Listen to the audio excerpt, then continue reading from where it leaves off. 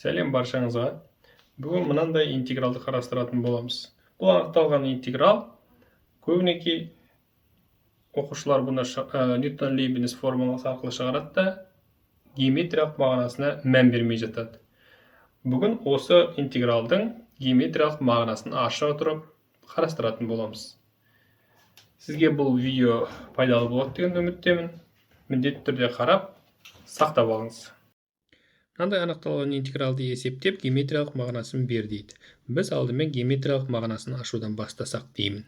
Ол үшін біз x, y жазықтығында төменгі және жоғарғы шектерін сызайық. Бұл бізде x тең 1, x тең 3 деген вертикаль түзулер, олар y осіне параллель болады. Ал интегралдың астындағы тұрған x деген функция, ол бізге түзуді береді. y тең x-тің функциясының түзуін сызатын боламыз.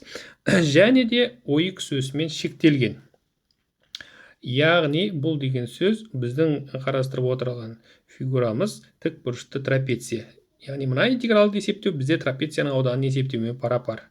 Трапецияның ауданының формуласы ол бізде орта сызығын биіктігіне көбейту керек. Биіктігі көріп тұрғаныңызда 3-тен 1-ді айтамыз, 2-ге тең болады. Және табандары бізде 1 мен 3-ге тең. Мына бізде тікбұрышты трапеция жығылып жатыр, жанынан. Дәл осы мәндерді қоятын болсақ, бізде ауданымыз 4-ге тең болады. Енді бұны және де Ньютон-Лейбниц формуласы арқылы есептеп көрсеңіздер де болады. Нәтижесінде 4 береді.